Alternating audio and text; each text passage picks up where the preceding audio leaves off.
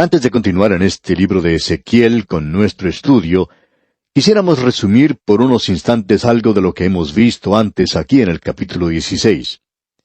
Quisiéramos resumir y decir que nos presenta este capítulo uno de los cuadros más nítidos y claros de los pecadores. Dios toma específicamente a la ciudad de Jerusalén. Él habla en cuanto a sus antecedentes, el mal nacimiento. En realidad es ilegítimo. El padre era un amorreo, la madre era etea. Y esto tuvo lugar en la tierra de Canaán. Ese era uno de los peores lugares donde uno podía haber comenzado. Dios dice, yo te tomé y te lavé y te limpié y te di vida y te crié. El versículo 15 de este capítulo 16 dice, pero confiaste en tu hermosura y te prostituiste a causa de tu renombre y derramaste tus fornicaciones a cuantos pasaron, suya eras. Y amigo oyente, ese es un cuadro de usted y de mí también. Usted y yo tuvimos un mal comienzo. No importa de dónde vengan nuestros antepasados, ellos eran pecadores, quizás salvados por la gracia y gracias a Dios por ello, pero ellos eran pecadores. Y esto que tenemos aquí es nuestro antecedente también. David dice, en pecado me concibió mi madre. Y David no era diferente a nosotros. Ese es, pues, nuestro antecedente. Y es Dios quien por su gracia maravillosa e infinita nos ha salvado. Y aun así, hoy el pueblo de Dios no tiene mucho de qué jactarse. Nos encontramos apartándonos una y otra vez de Dios, apartándonos de la comunión con Él. Y desafortunadamente hoy ha habido muchos que se han rebelado contra Dios. Y ese es el cuadro que tenemos ante nosotros aquí. Hacia el final del capítulo 16, encontramos lo que dicen los versículos 53 y luego el versículo 55. El 53 dice, yo pues haré volver a sus cautivos, los cautivos de Sodoma y de sus hijas, y los cautivos de Samaria y de sus hijas, y haré volver los cautivos de tus cautiverios entre ellas. Luego el versículo 55 dice, y tus hermanas, Sodoma con sus hijas y Samaria con sus hijas, volverán a su primer estado. Tú también y tus hijas volveréis a vuestro primer estado. Ahora estos dos versículos que acabamos de leer son versículos que han sido utilizados mucho por algunos cultos, es decir, por algunas sectas y otras personas, y nuevamente veremos en el capítulo 37, y podremos entrar en detalle allí, que estos pasajes han sido utilizados para promover o presentar la doctrina de la restitución, es decir que, en última instancia, todos llegarán a ser salvos. Es interesante notar en cuanto a los cultos y doctrinas que aparecen, que ellos toman una pequeña parte de la Escritura. Siempre sacan unos cuantos versículos, y eso es todo lo que tienen para basar esa extraña doctrina, una doctrina que no tiene base en la Escritura. Y usted puede observar esto y apreciar lo que decía.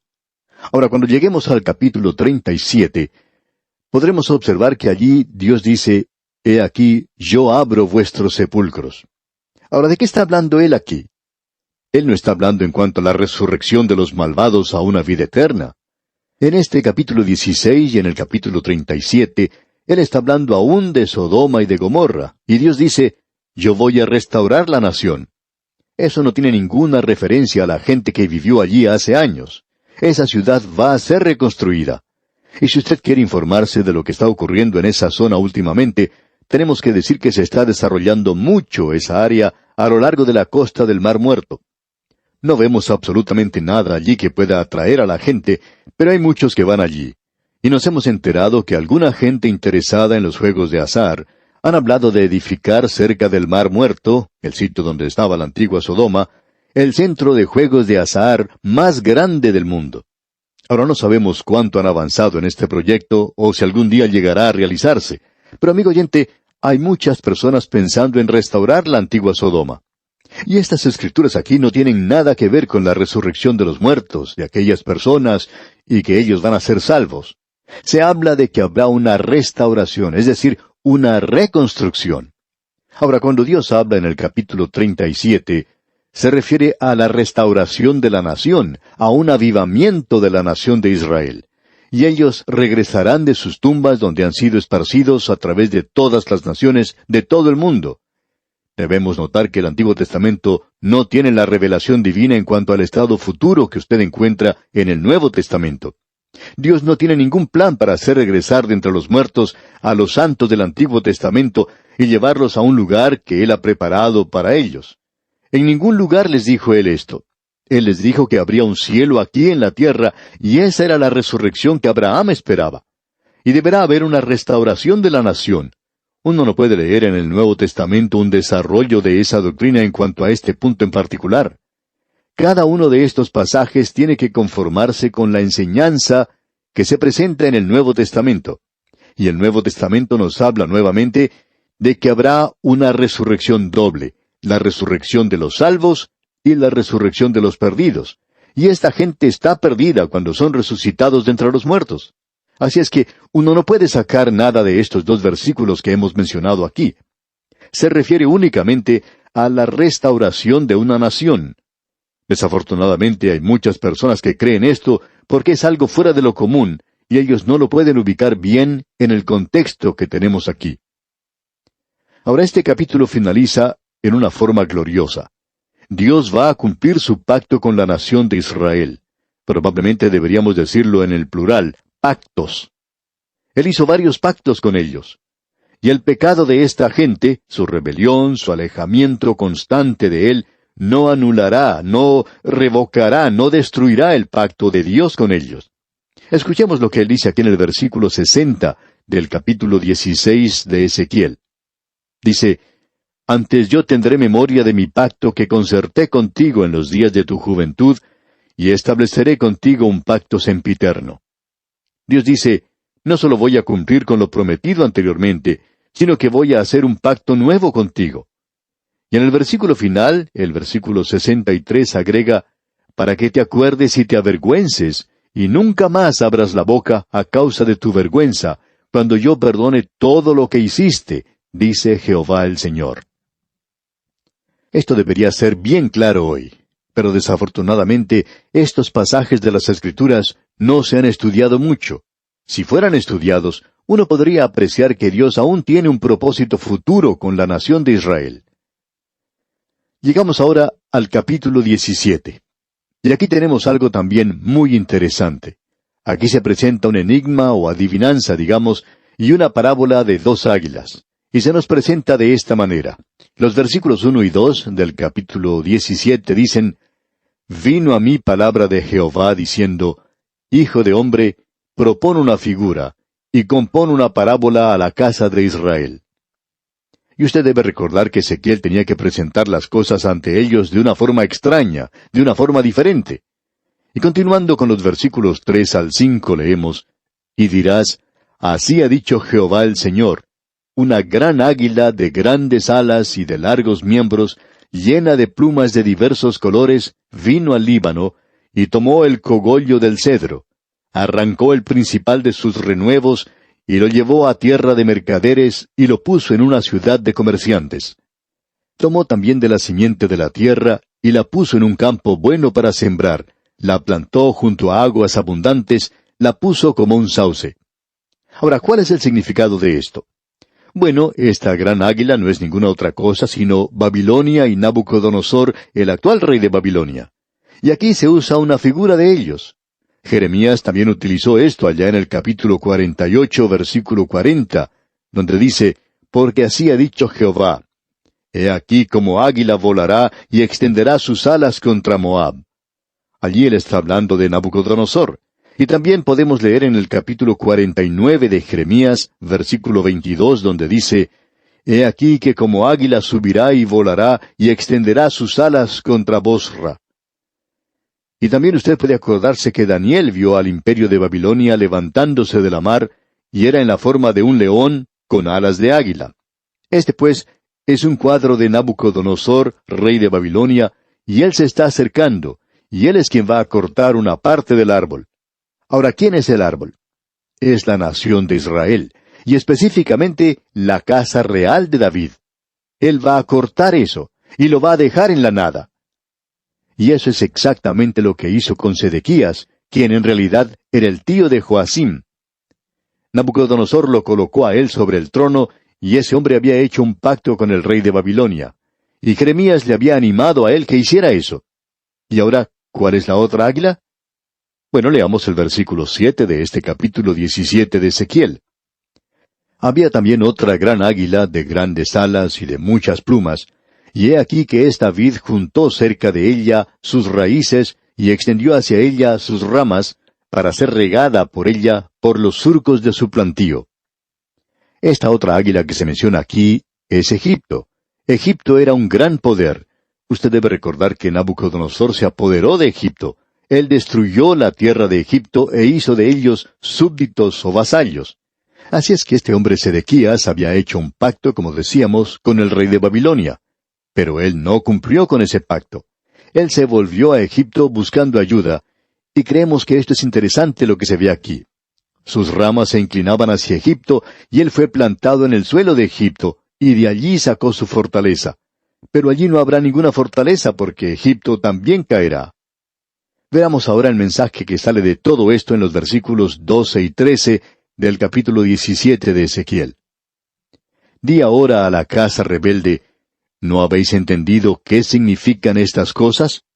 Diles, he aquí que el rey de Babilonia vino a Jerusalén, y tomó a tu rey y a sus príncipes, y los llevó consigo a Babilonia. Tomó también a uno de la descendencia real, e hizo pacto con él, y le hizo prestar juramento, y se llevó consigo a los poderosos de la tierra. Bueno, ¿qué fue lo que sucedió? Leamos el versículo 15. Pero se rebeló contra él, enviando embajadores a Egipto para que le diese caballos y mucha gente. ¿Será prosperado? ¿Escapará el que estas cosas hizo? ¿El que rompió el pacto podrá escapar? Lo interesante de notar aquí es que Nabucodonosor cumplió con su parte del pacto. Ahora nuevamente destacamos esto. El pueblo de Dios no cumplió con su parte del pacto, y esa nación pagana sí lo hizo. Y eso nos muestra algo de mucha importancia. Eso se puede apreciar hoy también. A veces uno encuentra que la gente de Dios, que alguna iglesia, se ha apartado de la fe. Aún llevan sus Biblias, pero se han apartado de la fe y uno no puede creer en ellos. Y sin embargo, hay algunos negociantes que, aunque son parte de este mundo, son personas que no son salvas, son hombres de integridad. Y por cierto que un hijo de Dios debería hacer eso. Dios quiere que su pueblo actúe de esa manera. Ahora lo que va a ocurrir es que Nabucodonosor vendrá y destruirá a Sedequías. Y el versículo 18 de este capítulo 17 de Ezequiel dice, por cuanto menospreció el juramento y quebrantó el pacto, cuando he aquí que había dado su mano y ha hecho todas estas cosas, no escapará. Dios dice que este hombre será juzgado por ellos. Creemos que esto va a suceder con muchos creyentes. Y no estamos diciendo aquí que ellos no son salvos. Lo que estamos diciendo es que no nos gustaría ser castigados algún día como esta gente lo será, porque han vivido sus vidas aquí de tal manera. Hay un castigo aquí, por cierto. Ahora notemos lo que dice el último versículo de este capítulo 17 de Ezequiel, el versículo 24.